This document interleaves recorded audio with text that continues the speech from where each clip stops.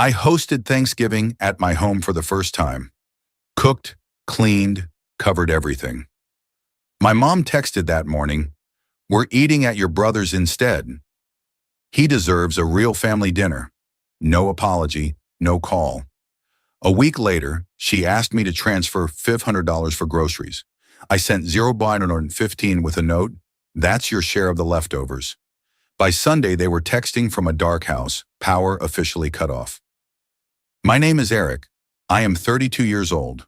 For most of my adult life, I have been the person my family calls when something needs fixing, paying, or covering. Not the person they call to celebrate. Not the person they think about when planning holidays or birthdays. Just the backup plan, the emergency contact, the wallet that opens when there's clothes. My younger brother Justin has always been different. He is 27, charming, and according to my mother, destined for greatness. When he dropped out of college twice, it was because the programs were not good enough for his talents. When he quit 3 jobs in 2 years, it was because his bosses failed to recognize his potential. When he moved back home at 25, it was temporary, a chance to regroup and find his path. I moved out at 19, worked 2 jobs to cover rent and tuition, graduated with a degree in accounting and a mountain of quiet exhaustion no one ever asked about. I have been stable ever since. Same job for 7 years, same modest apartment, same steady, invisible routine. My parents live 40 minutes away in the house I grew up in. My father is retired. My mother works part-time at a boutique she loves. They are comfortable. They are also convinced that Justin needs more support, more understanding, more grace. I learned a long time ago not to expect the same consideration. The pattern started early. I was 11 when my parents missed my school science fair because Justin had a baseball game. I was 14 when they forgot my birthday because Justin needed help with a project he had left until the last minute. I was 16 when they sold my laptop, the one I had saved for months to buy, so they could get Justin a car for his 16th birthday. He crashed it 3 months later. They bought him another one. I told myself it was fine. I told myself that being the older brother meant being responsible, being steady, being the one who did not need as much attention. I told myself that family meant sacrifice, but sacrifice only works when someone notices. When someone says thank you, when someone just once asks if you're okay. 3 weeks before Thanksgiving, I made a decision. I wanted to host. I wanted to create something warm and welcoming, something that felt like the holidays I remembered from childhood before everything became about Justin's needs and my invisibility. I spent hours researching recipes. I bought new dishes. I cleaned my apartment until it gleamed. I even bought a small centerpiece from the farmer's market, a rustic arrangement with pine cones and candles that felt festive without being too much. I called my mother on a Tuesday evening. She picked up on the 4th ring, her voice distracted. I said, "Hey, Mom, I wanted to talk to you about Thanksgiving." She said, "Oh, Eric, hold on. Justin is trying to tell me something." I waited. I heard muffled voices in the background, laughter, the sound of a television. When she came back, her tone was lighter, more engaged than it had been with me. She said, "Sorry, sweetheart. What about Thanksgiving?" I took a breath. I said, "I want to host this year. At my place, I will cook everything. Turkey, sides, dessert. You and Dad and Justin just need to show up." There was a pause. Not the thoughtful kind, the surprise kind. She said, "You want to host? At your apartment?" I said, "Yes, I have been planning it. I think it will be really nice." Another pause, then she said, "Well, that is sweet, Eric. Let me talk to your father and Justin. We usually do it here, you know. It is tradition." I said, "I know, but I thought it might be good to try something new, and I really want to do this." She said, "Okay, honey, I will get back to you." She did not get back to me that week, or the next. I texted her twice asking if they had decided. Both times she responded with vague reassurances. The first text said, "Still figuring things out." The second said, "Justin has some ideas too." By the 3rd week, I stopped asking. I assumed silence meant agreement. I bought the turkey, a 22-pound bird that cost more than I wanted to spend, but seemed appropriate for a real family dinner. I ordered ingredients from 3 different stores to get everything just right. I prepped my apartment like I was hosting royalty. The week of Thanksgiving, I sent a group text to my parents and Justin. I wrote, "Dinner is at 3 on Thursday. Let me know if you need the address again. Looking forward to seeing you all." My father responded with a thumbs up emoji. My mother sent back, "Sounds good, sweetie." Justin did not respond at all. I spent Wednesday night cooking. The turkey went into the brine at 8 in the evening. I made 3 kinds of stuffing because I could not decide which one my family would like best. I baked 2 pies, pumpkin and apple, using recipes I had found from a cooking blog I trusted. I prepped green beans, mashed potatoes, cranberry sauce from scratch, and a sweet potato casserole my grandmother used to make. By midnight, my kitchen was covered in dishes, and my apartment smelled like butter and sage and cinnamon.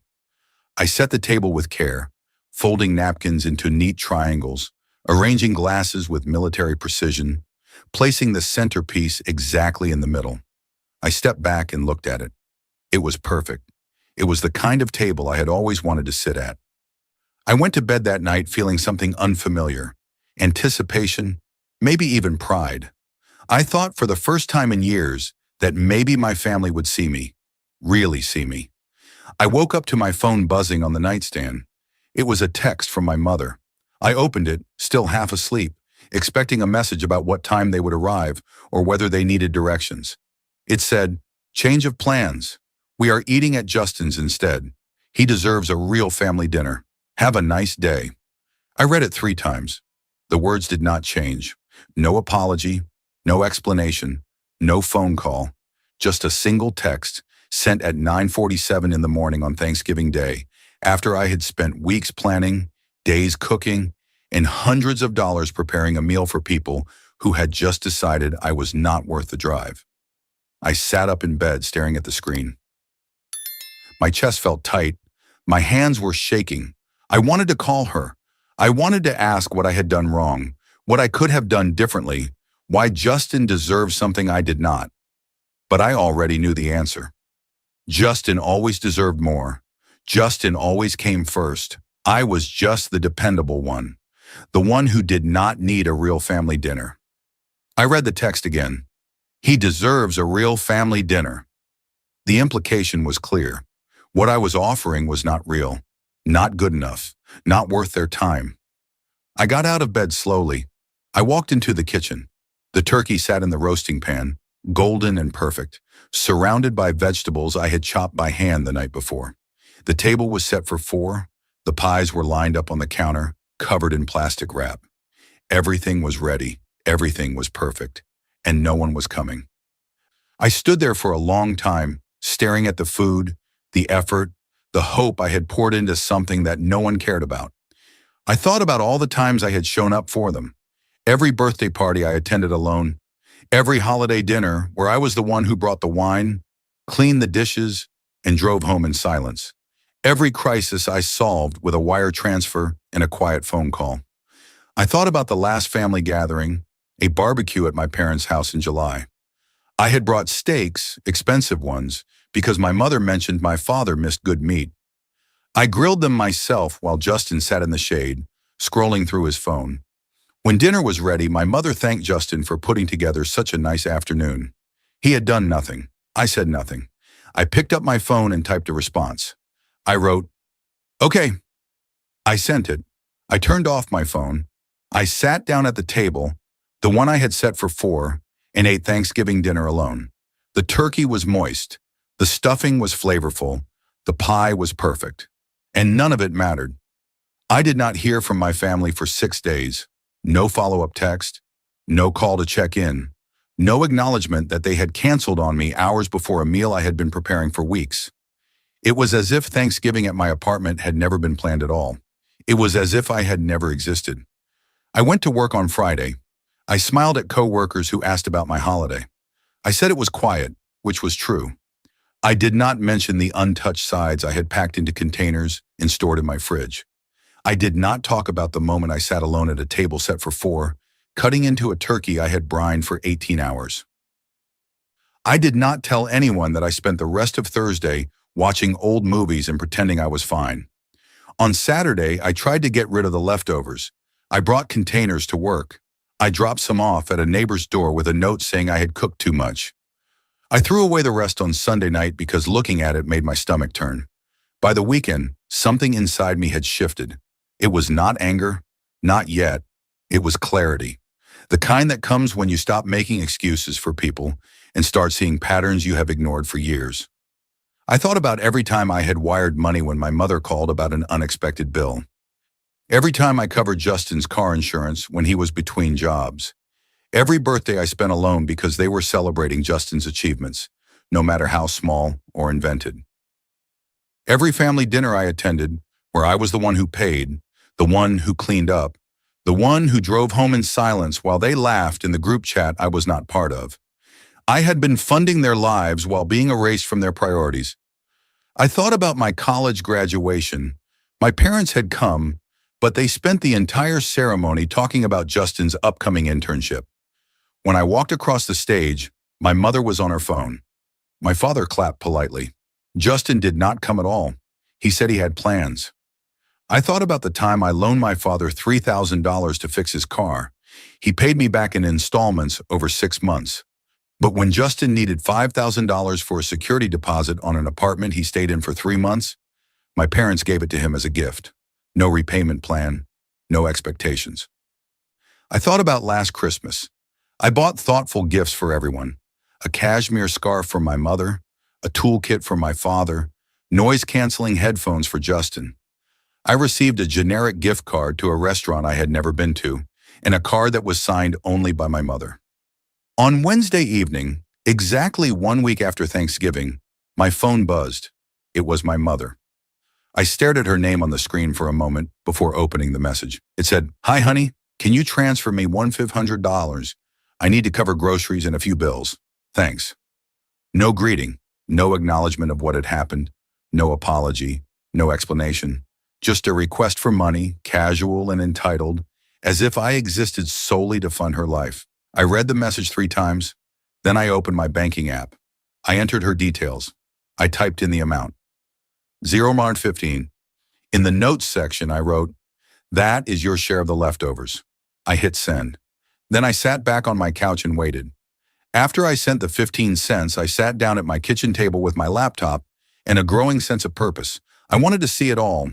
Every transfer, every payment, every time I had been the family ATM without recognition, without gratitude, without even basic respect. I pulled up my bank records and started scrolling. The numbers were worse than I remembered, far worse. In the past 2 years alone, I had sent my mother over $19,000. Some of it was labeled groceries. Some of it was emergency bills. One transfer sent last April for $1,200 was marked help for Justin's car repair. I later found out Justin had traded that car in for a lease he could not afford. The repair never happened. I kept scrolling. 3 years back, I found a payment of $4,000 labeled Family Vacation Fund. I was not invited on that vacation. They went to a resort in Florida. My mother posted photos every day for a week. Justin was tagged in every single one. My father wore a new shirt I had never seen. I was not mentioned, not once. I found payments for Justin's rent when he lost his job. 6 months of payments, $800 each. I found payments for my father's medical co-pays that I later discovered insurance had already covered. He pocketed the difference. I found payments for holiday gifts I never received. Payments for dinners I was not invited to. Payments for repairs on a house I no longer lived in, but was somehow still responsible for maintaining. I opened a spreadsheet and started adding it up. I listed every transfer by date, amount, and supposed reason. By midnight, I had a total that made my hands shake. Over the past 5 years, I had sent my family $43,000. $43,000. For a family that had just told me, in a single careless text, that I was not worth a real Thanksgiving dinner. I leaned back in my chair and stared at the screen.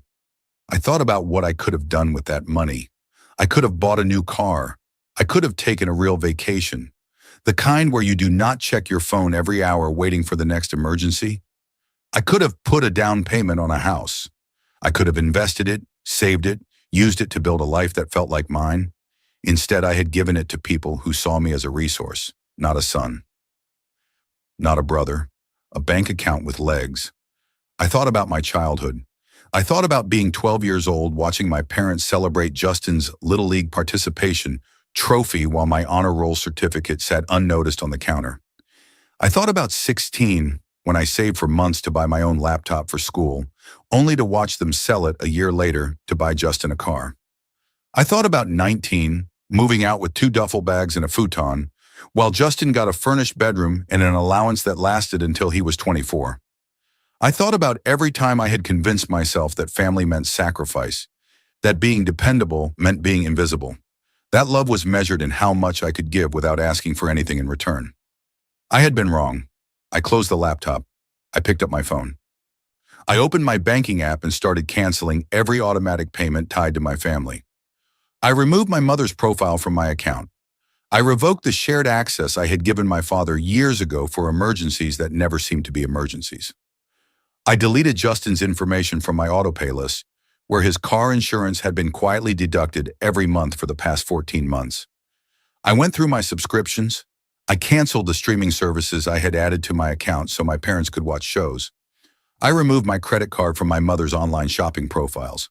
I deleted my payment information from the storage unit my father rented for tools he never used. By 1 a.m, I was done. Every connection severed, every payment stopped. I sat in the silence of my kitchen and felt something I had not felt in years. Control. I was at work when the messages started coming in. My phone buzzed on my desk, once, then twice, then continuously. I ignored it through the morning meeting. By lunch, I had 12 missed calls and 23 unread texts. I opened the thread. My mother had sent 9 messages in a row, each one escalating in tone and desperation. The first one said, "Eric, I think there was a mistake with the transfer. Can you resend?" The second one said, "This is not funny. I actually need that money." The third one said, "I do not know what kind of game you are playing, but you need to stop." By the 5th one, she had dropped any pretense of politeness. It said, "What is wrong with you? Call me right now." The 9th one said, "You are being incredibly selfish. After everything we have done for you." I stared at that last message for a long time. After everything they had done for me. I wondered what exactly that was. Raising me was not a favor. It was their responsibility, and they had done the bare minimum while pouring everything extra into Justin. I did not call. I did not respond. I finished my lunch in the break room and returned to my desk. Justin texted separately. He said, "Dude, what is your problem? Mom is freaking out." I typed back, "I sent what I owed." He replied immediately, "You owed 15 cents? Are you serious? Grow up." I typed back, "I have been grown up for 13 years. That is the problem." He did not respond to that, but 10 minutes later, my mother called. I let it ring. She called again. I silenced my phone and put it in my desk drawer. By mid-afternoon, my father called. I let it go to voicemail. He left a message. His voice was calm, measured, the way it always was when he was trying to smooth things over without actually addressing the problem. He said, "Eric, your mother is upset. I do not know what happened between you two, but I think you should call her and work this out. Family is important. We do not just walk away from family over money." I deleted the voicemail. I wanted to call him back. I wanted to ask him where that logic was when they walked away from me on Thanksgiving. I wanted to ask him why family was only important when they needed something from me, but I did not. I just went back to work. At 5 o'clock, I left the office. I drove home in silence, my phone buzzing intermittently in the passenger seat. I did not look at it. I did not feel guilty. I felt something sharper. Resolve. When I got home, I checked my phone one more time. There were 31 messages now. Most of them were from my mother, a few were from Justin. One was from my aunt, my mother's sister, who I had not spoken to in over a year. Her message said, "Your mother told me what you did. I cannot believe you would be so cruel. She raised you better than this." I turned off my phone. I made dinner. I ate in silence. I went to bed early. On Sunday evening, I received a call from an unknown number. I almost did not answer. Something made me pick up. A woman's voice said, "Hello, is this Eric?" I said, "Yes. Who is this?" She said, "This is Emily from State Electric. I am calling regarding account number ending in 4492. We show that the primary account holder has requested to remove authorized payment. Can you confirm this is correct? I paused. I knew that account number. It was my parents' electric bill. I had been set up as the automatic payer 3 years ago after my mother called in a panic about a disconnection notice. She said it was temporary. She said she would take it back over once she got her finances sorted. That was 3 years ago. I had been covering it ever since. I said, yes, that is correct. I am removing my payment authorization. Emily said, understood. Just so you are aware, the account currently has an outstanding balance of $340. Without payment, service will be disconnected within 72 hours. I said, I understand. Thank you for letting me know. I hung up. I sat on my couch staring at the wall. I thought about my mother's text from that morning. It had said, you are being childish. We are your family. You do not just abandon family. I thought about Thanksgiving, about the turkey I cooked for people who never showed up, about the years of invisible labor, financial and emotional, that had bought me nothing but distance and dismissal. I picked up my phone and opened my notes app. I started listing every automatic payment I had been covering: electric, water, internet, car insurance for Justin, storage unit rental for my father's tools, streaming services, phone bill upgrades, a gym membership my mother used twice, a subscription box Justin got every month that I did not even know I was paying for until I checked my statements. 12 payments in total. 12 silent threads connecting me to a family that had taken me for granted for as long as I could remember. I went into each account. I found the billing section. I removed my payment method. I canceled my authorization. I revoked my access. Electric, canceled. Water, canceled. Internet, canceled. Car insurance, canceled. Storage unit, canceled. Streaming services, canceled. Phone upgrades, canceled. Gym membership, canceled. Subscription box, canceled. One by one, I dismantled the financial infrastructure I had been quietly maintaining for years. Each cancellation felt like taking a breath after being underwater too long. By the time I finished, it was nearly midnight. I turned off my phone and went to bed. For the first time in weeks, I slept without waking. The texts started arriving on Sunday around 6 in the evening. My phone, which I had finally turned back on, exploded with notifications. 47 messages in the span of 30 minutes. My mother's first message said, "The power is off. Did you do this?" The second one said, "Eric, answer me right now." The third one said, "This is not a joke. We are sitting in the dark." Justin sent a photo. It was a screenshot of a disconnection notice from the electric company. The message under it said, "What the hell, man? Mom is sitting in the dark. Are you happy now?" My father called. I answered this time. He said, "Eric, what is going on? Your mother says you canceled the electric bill." I said, "I did." There was a long silence. Then he said, "Why would you do that?" I said, "Because it is not my bill. It never was." He said, "But you have been paying it for years." And I said, "I know, that was a mistake." He said, "A mistake? Eric, your mother needs that. We need that. You cannot just cut us off like this." I said, "I can." And I did. He said, "This is not like you." I said, "Maybe it should have been." He said, "What is that supposed to mean?" I said, "It means I have been paying for a family that does not see me as family. It means I cook Thanksgiving dinner for people who canceled on me the morning of with a text message. It means I am done being the ATM you remember exists when you need money and forget about when you do not." He was quiet. Then he said, "Your mother did not mean it like that." I said, "Yes, she did. And you let her. You have always let her." He said, "Eric, please, just turn the power back on. We can talk about this later." I said, "No. You can pay your own bills, like adults." I hung up. I blocked his number. Then I blocked my mother's. Then Justin's. Over the next few hours, I received texts from extended family. My aunt sent 3 messages, each one more accusatory than the last. My cousin, who I had not heard from in 5 years, sent a long paragraph about family loyalty. Even a neighbor of my parents, someone I had met exactly twice, sent me a message saying I should be ashamed. None of them asked what had happened. None of them asked why I had decided to stop paying for people who did not respect me. They just assumed I was wrong. They just assumed I was the problem. I did not respond to any of them. By Monday morning, my mother had created a group chat with several relatives. She sent a long message explaining that I had abandoned the family in their time of need, that I had cut off their utilities without warning, that I was holding money over their heads out of spite. She said I had changed. She said I was not the son she raised. She did not mention Thanksgiving. She did not mention the years of payments I had made without recognition. She did not mention the 15 cents or what it represented. She painted herself as the victim and me as the villain. 3 relatives responded immediately with supportive messages for her. One of them, my uncle, said I should be cut out of the family completely. I left the group chat. I deleted the thread. I blocked every number that had contacted me. I went to work. 2 weeks after Thanksgiving, I met with a lawyer. Her name was Ms. Sophie. She worked in estate and family financial law. I had found her through a referral from a coworker who had gone through something similar with his own family. I brought a folder. Inside were printed bank statements going back 5 years, a spreadsheet I had compiled showing every transfer with dates and amounts, and a list of every automatic payment I had been covering.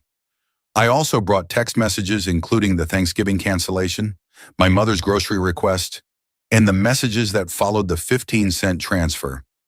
Ms. Sophie reviewed everything carefully. She took her time, occasionally making notes on a legal pad. When she finished, she looked up at me and said, "You have been funding their household for years." I said, "Yes." She said, "And they have provided nothing in return, no contract, no loan agreement, no acknowledgement of repayment." I said, "Correct."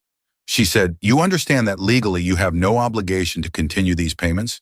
You also have no realistic avenue to recover what you have already given unless you can prove it was a loan, which seems unlikely given the informal nature of the transfers." I said, "I am not trying to recover anything. I just want to make sure they cannot claim I owe them something later. I want documentation that I am done." She nodded. She said, "I can draft a letter. It will state that you are ceasing all financial support effective immediately, that you are under no legal obligation to provide such support, and that any future contact regarding money will be referred to legal counsel. It will also state that past transfers were gifts and not loans, eliminating any claim they might try to make for repayment of something you supposedly owe." I said, "Do it." She said, "I also recommend you document everything. Save all messages. Keep records of every payment you stopped. If they escalate, if they try to claim you owe them money or that you are somehow financially responsible for them, you will need proof." I said, "I have proof." She said, "Good. Keep it organized. Keep it accessible." The letter was drafted that afternoon. Ms. Sophie reviewed it with me before sending. It was formal, clear, and left no room for misinterpretation.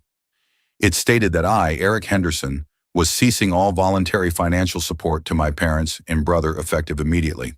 It stated that I had no legal obligation to provide such support. It stated that any future requests for money would be ignored and that continued harassment would result in legal action. The letter was sent by certified mail 3 days later. My mother signed for it on a Thursday afternoon. I received the confirmation in my email at 3:42 p.m. I saved it in a folder on my computer labeled Closure. 3 weeks after Thanksgiving, I started hearing things. Not from my family. They had gone silent after the lawyer's letter, but from people who knew them, acquaintances, distant relatives, people who felt the need to reach out and tell me what was happening. My aunt, the one who had sent accusatory messages, called from a different number. I almost did not answer, but curiosity got the better of me. She said, "Eric, I need to talk to you." I said, "About what?" She said, "Your parents. They are struggling." I said, "I know." She said, "The power was off for 4 days. Your father had to borrow money from a friend to get it turned back on. They are behind on the water bill now. The internet is gone. Justin had to move back home because he could not afford his apartment without your help." I said, "Okay."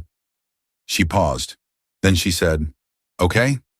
That is all you have to say?" I said, "What do you want me to say?" She said, "I want you to fix this. I want you to help them." I said, "Why?" She said, "Because they are family." I said, "They did not treat me like family. They treated me like a bank account, and I am done." She said, "You are being selfish." I said, "No, I am being smart. There is a difference. She hung up. I blocked the number. A week later, I heard from my cousin. She sent an email because I had blocked her number. The email was long, emotional, and full of guilt trips. She said my mother was crying every day. She said my father was embarrassed. She said Justin was angry and talking about confronting me. I deleted the email. I did not respond. By the fourth week, the messages had stopped. The pressure had lifted. My family had realized that I was serious, that I was not coming back, that the ATM was permanently closed. I heard through a neutral cousin, one who had stayed out of the drama, that my parents were making changes. My father had gone back to work part-time. My mother had cut her hours at the boutique, but picked up a second job. Justin had started looking for work, though he was complaining about it constantly. They were learning to survive without me. It was the best thing that could have happened to them. 8 weeks after Thanksgiving, I moved. I found a one-bedroom place closer to work, in a building with better security and a balcony that faced west. It was smaller than my old apartment, but it was mine. Completely mine. No ghosts. No memories of a holiday dinner no one came to. I did not tell my family I was moving. I did not update them on my address. I did not send a forwarding notice. I simply disappeared from their lives the way I had always felt in them. Invisible. I started spending my weekends differently. I joined a hiking group and spent Saturdays on trails I had never explored.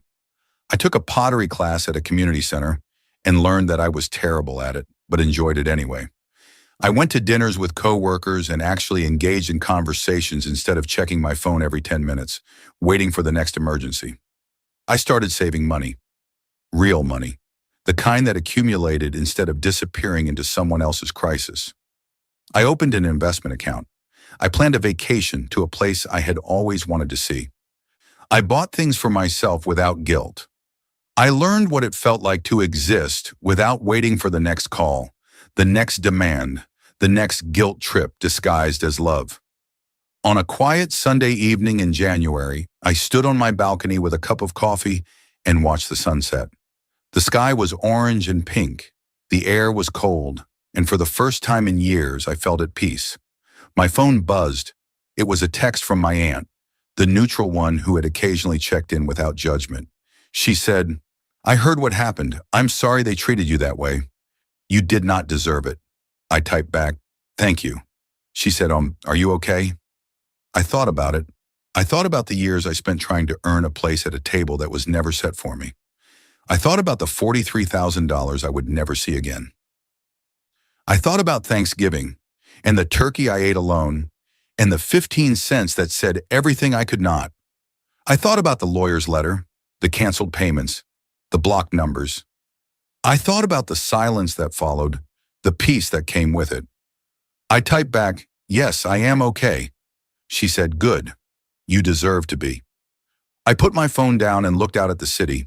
Somewhere, 40 minutes away, my family was figuring out how to live without my money. They were learning that actions have consequences, that you cannot treat someone like they do not matter and expect them to keep showing up. I did not feel guilty. I did not feel angry anymore either. I just felt free. I went inside, closed the balcony door, and started planning my week. There was a pottery class on Tuesday, a hiking trip on Saturday, a dinner with friends on Friday, a life that was mine, built on my terms, without the weight of people who never valued me. I had spent 32 years being the dependable one, the invisible one, the wallet with legs. I was done, and I had never felt better.